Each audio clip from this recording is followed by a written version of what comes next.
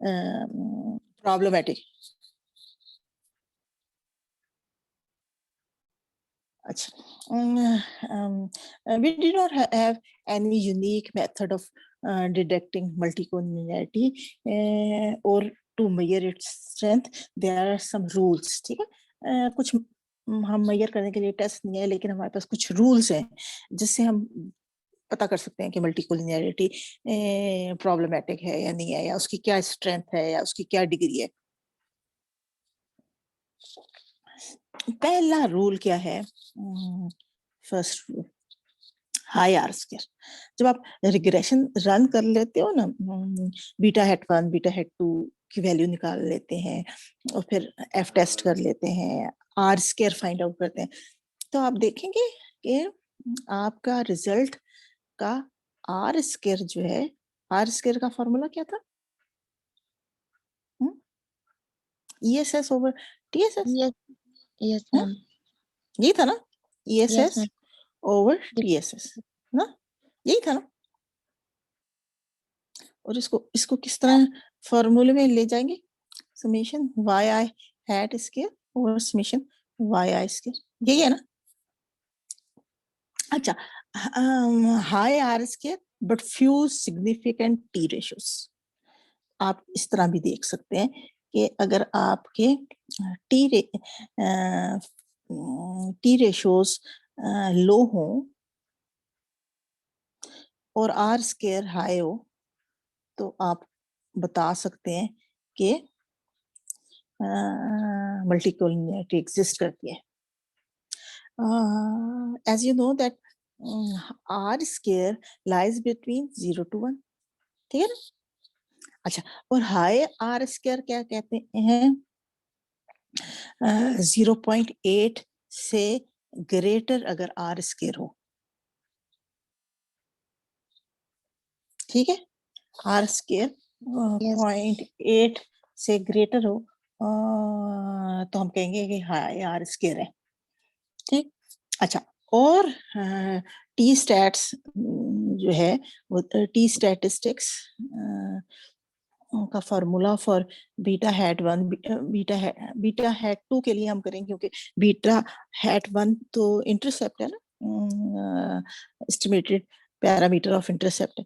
तो beta hat 2 minus beta 2 over standard error of beta hat 2. ठीक, ये hat 2 का है. इसी तरह 3 के लिए कर लें. अगर ये लो है, लो का मतलब क्या है? ये 1.95 से लेस है. ठीक है, अंडरस्टैंड? मतलब डिफरेंट पैरामीटर्स का टी टेस्ट चेक किया आपने और देखा कि आपके आर स्क्वायर तो हाई आ रहा है, लेकिन टी स्टैट्स लो आ रहा है. अच्छा, तो मल्टीकोलिनियरिटी है. अच्छा, आर स्क्वायर आपको क्या पता है? गुडनेस ऑफ फिट बताता है, how well the data is fitted to the sample regression line. अरेज कर दो.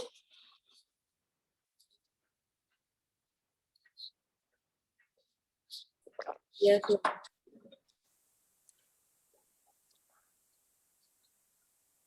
अच्छा, पहला तो बहुत आसान हो गया ना, इस तरह डिडक्ट हो सकती है.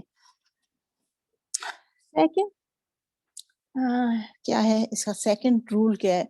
किस तरह और भी डिडक्ट करते हैं? High pair wise correlation among explanatory variable.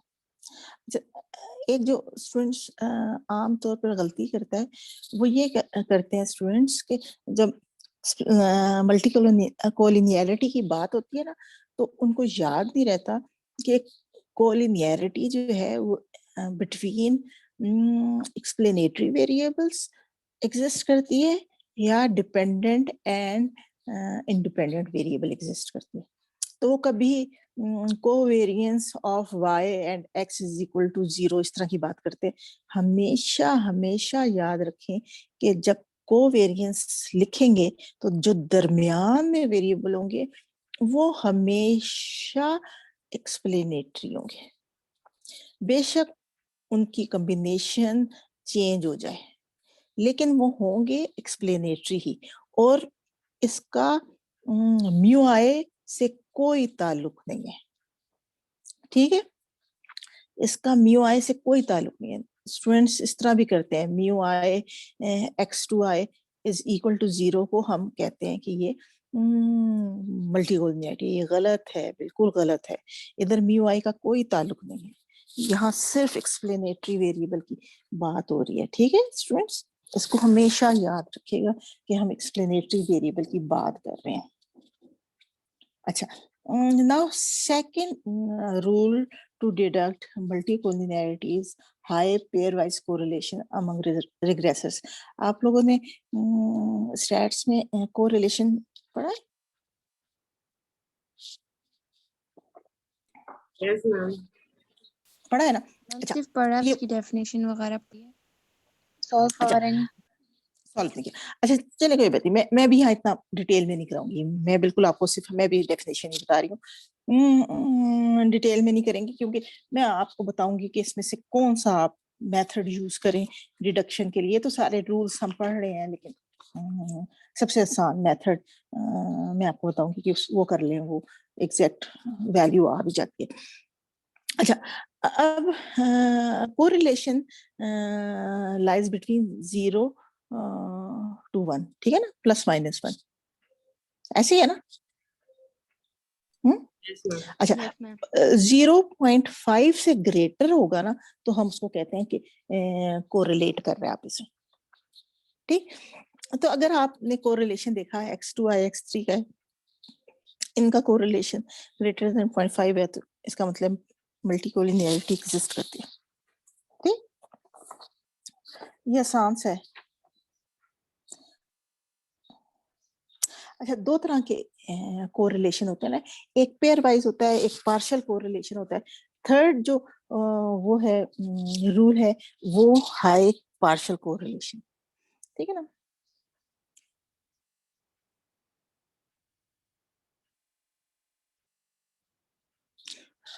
High partial correlation, इसी तरह अगर आपका हाई पार्शियल कोरिलेशन आए, इसके डिफरेंट फार्मूलाज होते हैं, मतलब जो आपने पहले किया था पेयर वाइज का फार्मूला डिफरेंट है, पार्शियल कोरिलेशन का डिफरेंट है, लेकिन दोनों ही की वैल्यूज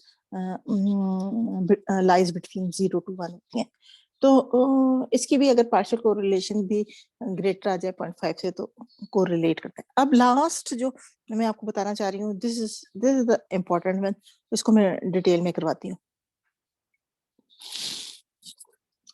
ये एक बहुत आसान सा रूल है, इसको आप फॉलो करें जब आप रिसर्च करें, 4th सेमेस्टर में जाएंगे तो रिसर्च करेंगे, तो आप कोरिलेशन चेक करेंगे, तो फिर आपको मैं करवाती हूँ कि किस तरह आपने मल्टीकोलिनियरिटी डिडक्ट करनी है। That is known as auxiliary regression. Auxiliary regression. आप auxiliary regression के थ्रू आराम से मल्टीकोलिनियरिटी डिडक्ट कर सकते हैं।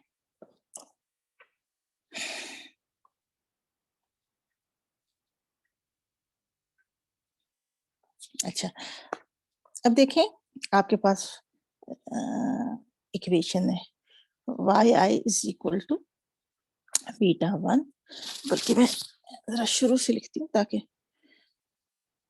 हमारे पास आ जाए। yi is equal to β1 plus β2 x2i plus β3 x3i plus β4 x4i plus β5 x5i plus mu i, ठीक है। this is the model, and we want to check whether multicollinearity, the degree of multicollinearity in this model. इसको आप regret करें, ठीक है। इसके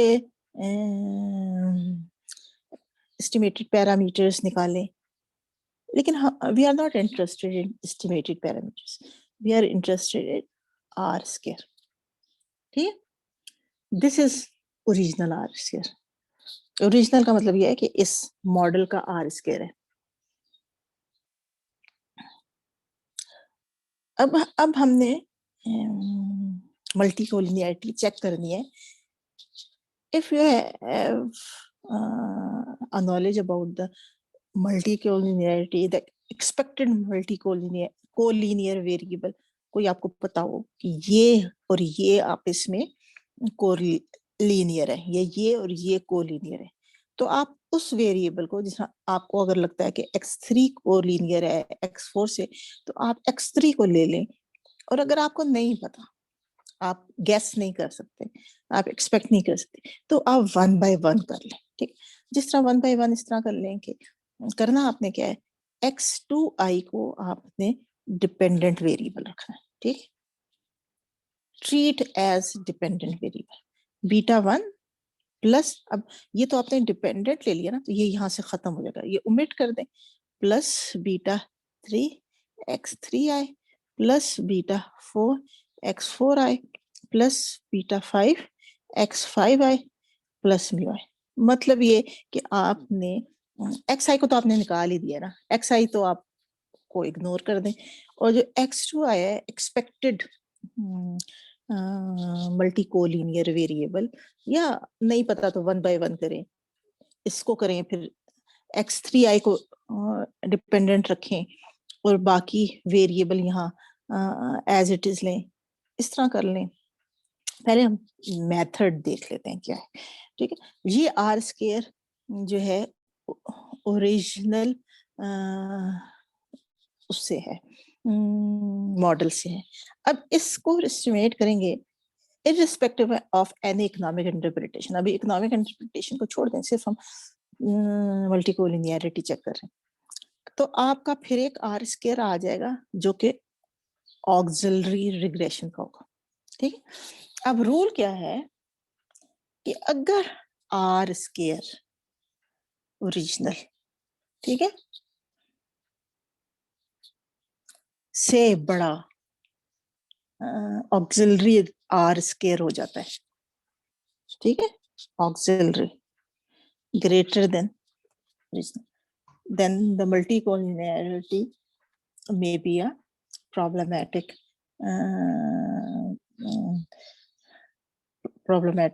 measure, and x2 is a problematic variable. ठीक है, understand this point? मैम दोबारा बता दें। अच्छा, अब आपने देखो कि आपने गैस किया, अभी तो गैस भी नहीं किया हमने, तो 1 बाय 1 सब कर रहे हैं। x2i को आपने एज ए इंडिपेंडेंट ले लिया। ठीक है, x2i को एज ए इंडिपेंडेंट ले लिया, बाकी तमाम एक्सप्लेनेटरी वेरिएबल आपने राइट हैंड साइड पर रखे, और आर स्क्वायर फाइंड आउट किया इस मॉडल का, इस इक्वेशन का। तो ये इसको ऑक्सिलरी आर स्क्वायर कहेंगे। अगर auxiliary R square is greater than original R square, then x2i is actually a problematic multi-collinear variable. जैसा auxiliary r square for example 0.87 आ जाए और ओरिजिनल r square 0.71 आ जाए, तो फिर x2i जो है की वजह से मल्टी कोलिनियरिटी एग्जिस्ट कर रही है। ठीक है, अगर ये 6.5 है तो फिर जाहिर बताइए ये लेस है, auxiliary is less than original, तो फिर मल्टी कोलिनियरिटी ये वेरिएबल क्रिएट नहीं कर रहा। समझ आ गई बात? Okay ma'am. अच्छा, इसी तरह आपको अगर नहीं पता कि ये वेरिएबल है, तो फिर आप दोबारा से एक और इक्वेशन लिखेंगे जिसमें x3i आपका डिपेंडेंट वेरिएबल होगा, और आप बीटा 2 को इसी तरह, बीटा 2 विद बीटा x2 को उसी तरह आप लिखेंगे, बीटा 2 x2i, x3i की जगह अब हम x2i एज एक्सप्लेनेटरी वेरिएबल लिख लिया, plus beta 4 x4i plus beta 5 x5i plus mu i. ठीक है। और फिर अब इसकी भी ऑक्सिलरी रिग्रेशन निकालें और वही रूल रखें कि auxiliary regression is greater than R square, auxiliary is greater than original R square. ठीक है। Yes ma'am. Ma'am R square auxiliary कैसे फाइंड करते हैं? वही फॉर्मूला लगाएंगे, वही वही फॉर्मूला लगाएंगे। हाँ वही फॉर्मूला। अब फॉर्मूला क्या हो जाएगा, देखो, summation x two i hat square over summation x two i square, यही हो जाएगा ना। अब हमारे पास तो y नहीं है, अब तो अब हमारे पास डिपेंडेंट वेरिएबल x2i है, तो फिर हम x2i को यहाँ एक्सप्लेन सम ऑफ स्क्वायर में रखेंगे। ठीक है। Yes ma'am. अच्छा, अब रेमेडियल मेजर देखते हैं कि अब करना क्या है। अब मल्टीकोलिनियरिटी आ गई, एग्जिस्ट हो गई, अब हम इसको खत्म कैसे करेंगे। ठीक है, 3-4 हमारे पास रूल्स हैं जिससे हम मल्टीकोलिनियरिटी को खत्म कर सकते हैं।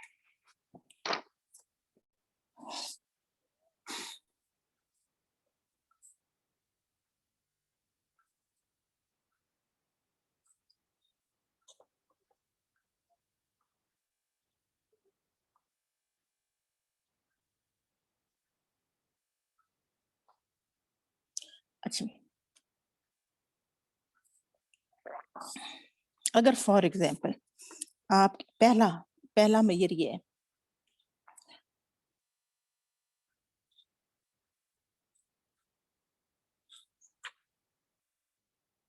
अगर आपके पास पहले से इंफॉर्मेशन है, ये रेमेडियल मेजर्स हैं, ठीक है, अप्रायर information,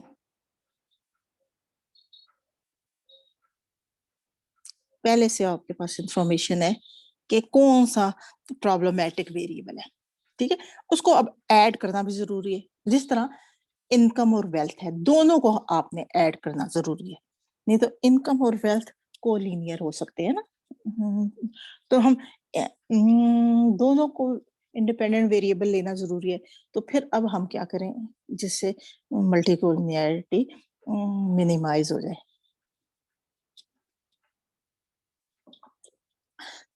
Let's take an example. yi is equal to beta 1 plus beta 2 x2i plus beta 3 x3i plus mu i. ठीक है। अब for example y is the consumption,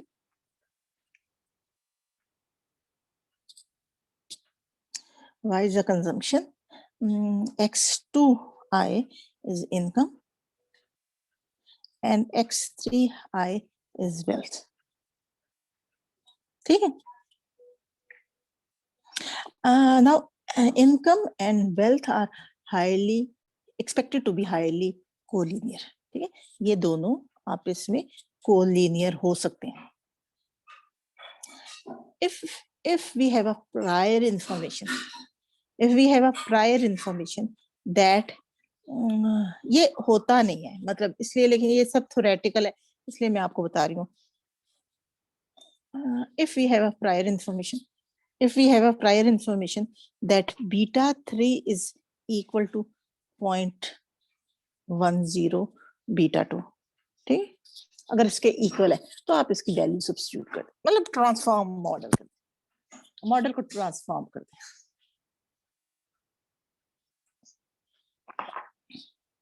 अब आपके पास मॉडल किस तरह का आ गया, yi is equal to beta 1 plus beta 2 x2i plus 0.10 beta 2 x3i plus mu i। ठीक है,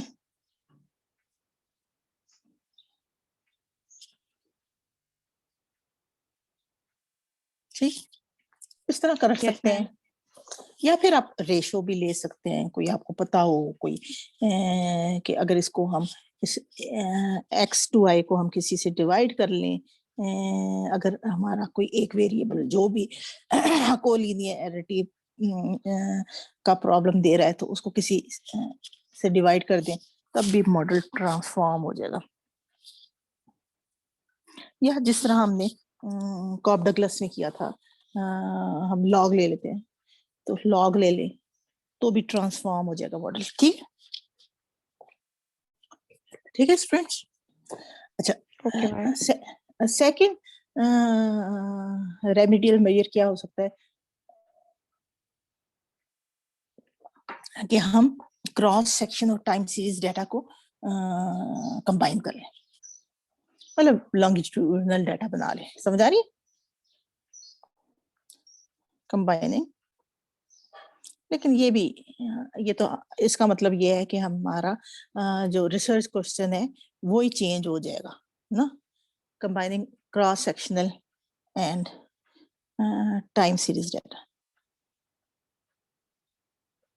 देखो ना, जिस तरह अगर हम पाकिस्तान पर काम करना चाह रहे हैं तो हम टाइम सीरीज पर करेंगे, लेकिन अगर आप क्रॉस सेक्शन को टाइम सीरीज के साथ वो कर दें, मर्ज कर दें, कंबाइन कर दें, तो फिर तो आप, इसका मतलब है कि आप डिफरेंट क्रॉस सेक्शंस ले रहे हैं ना, डिफरेंट कंट्रीज ले रहे हैं। अगर आप रीजन वाइज ले रहे हैं तो साउथ एशियन कंट्रीज ले रहे हैं, तो फिर हमारा तो रिसर्च क्वेश्चन जो था वो पाकिस्तान पर था, अब तो वो साउथ एशिया पर चला गया ना।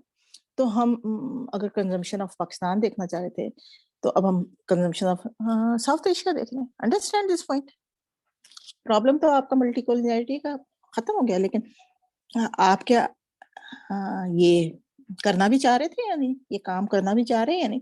तो इसलिए हर एक अपने प्रॉब्लम्स तो होते हैं ना। अब थर्ड रेमेडियल मेजर क्या है? Dropping a variable. बहुत आसान सा है। आप जो प्रॉब्लम दे रहा है मल्टीकोलिनियरिटी का, उसको ड्रॉप ही कर दें।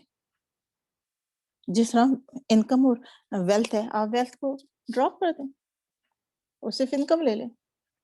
ठीक है? या इनकम को ड्रॉप कर दें, वेल्थ को ले लें। अगर आप रनिंग इनकम के कंजम्पशन पर नहीं देखना चाह रहे तो आप वेल्थ का ले लें। ठीक है? फोर्थ वन क्या है? Transformation of variable.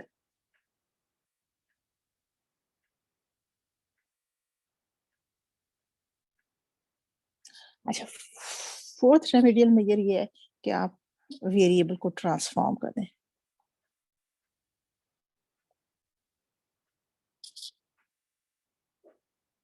अभी जब हम लोग वो करते हैं ना, एमएससी को के लेवल को जो रिसर्च करवाते हैं, उसमें हम सबसे आसान काम करते हैं कि हम वेरिएबल को ड्रॉप करवाते थे। ठीक है? अच्छा, फिफ्थ क्या है? आप ऐड कर लें न्यू डाटा और डाटा। जैसे अगर आप 40 इयर्स का ले रहे हैं तो आप 50 इयर्स का ले लें। अगर आप 3 वेरिएबल्स ले रहे हैं तो 2 और वेरिएबल्स ले लें। ठीक है? एडिशनल और न्यू डाटा। ठीक है?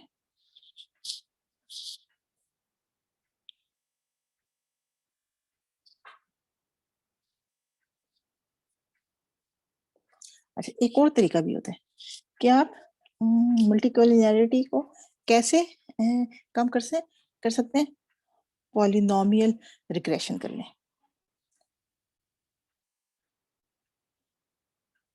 पॉलिनोमियल रिग्रेशन क्या है? जो पावर बढ़ जाती है, स्केयर क्यूब इस तरह जाती है। ठीक, समझ आ गया? Yes ma'am.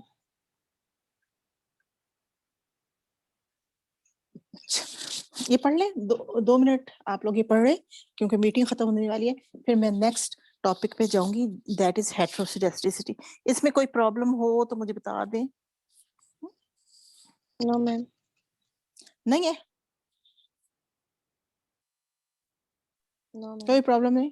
ठीक है, 2-3 मिनट्स ले लें, फिर नई मीटिंग शुरू होती है, फिर मैं नया टॉपिक शुरू करूंगी। ठीक है? मैम ये पॉलिनोमियल रिग्रेशन इनका दोबारा बता दें। पॉलिनोमियल इस तरह होती है ना, देखो बेटा, ए वेरिएबल है ना एक्स का, तो पहला वेरिएबल आपने लिया है बीटा 2x 2i, ठीक है, प्लस बीटा 3 फिर बीटा 3x 2i रेस्ट पर स्क्वायर, ये पॉलिनोमियल होता है ना। Yes ma'am. जैसा एज है, अब पता नहीं आपको इस लेवल पर समझ आएगा या नहीं, क्योंकि अभी बिल्कुल इनिशियल स्टेज पर पढ़ रहे हैं। एज का स्क्वायर ले लेते हैं हम लोग, ठीक है। जैसा एज और इनकम जो है कोलिनियर होता है आमतौर पर, मैं आप लोगों को मतलब अपने एक्सपीरियंस से बता रही हूँ कि कौन कौन से वेरिएबल्स कोलिनियर होते हैं। जैसा इनकम वेल्थ होता है, तो एज और इनकम भी कोलिनियर होता है। तो अब एज भी लेनी जरूरी है कंजम्पशन के लिए, और इनकम तो बहुत ही जरूरी है। तो अब आपने ड्रॉप नहीं करना, तो आप उसका स्क्वायर ले लें। अब एज स्क्वायर, अब इसका कोई इकोनॉमिक इंटरप्रिटेशन भी तो होनी चाहिए ना, यही तो नहीं कि बस स्क्वायर ले लिया और अब हमारा मकसद इकोनोमेट्रिक्स का मैथमेटिकल रिलेशनशिप चेक करना नहीं है हमारा, तो इकोनॉमिक रिलेशनशिप चेक करना है ना, कि एक वेरिएबल का दूसरे डिपेंडेंट वेरिएबल से क्या इकोनॉमिक रिलेशनशिप है। तो अगर एज स्क्वायर है, तो एज स्क्वायर का भी कोई इकोनॉमिक रिलेशनशिप होना चाहिए ना। तो एज स्क्वायर का मतलब ये है कि अगर आपका ओरिजिनल एज, जिसमें आपने डाटा लिया कॉरस्पॉन्डेंट 1 का जो एज उसकी अगर 24 है, तो स्क्वायर का मतलब है 24 मल्टीप्लाई बाय 24 ना। और अगर 50 है उसकी एज, तो 50 मल्टीप्लाई 50 ना। अच्छा, अब इसकी इकोनॉमिक इंटरप्रिटेशन क्या है?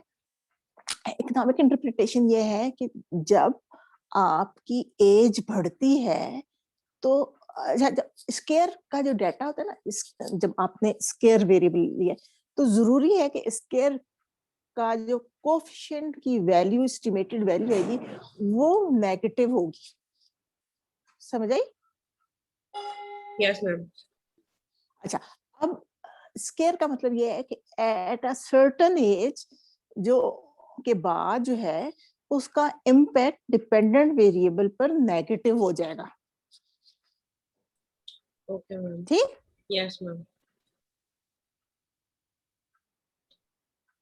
देखो ना, जैसे जैसे एज बढ़ती है, at after a certain age आपकी कंजम्पशन कम हो जाती है। आप अपने पेरेंट्स को देखें या ग्रैंड पेरेंट्स को देखें, अभी पेरेंट्स की तो शायद कंजम्पशन बढ़ रही होगी, ग्रैंड पेरेंट्स की देखें कि 10 साल पहले उनकी कंजम्पशन ज्यादा थी। इवन ये कि वो उनका मील भी श्रिंक हो जाता है ना। अगर वो एक रोटी खाते थे, तो वो अब आधी खा रहे होते हैं ना।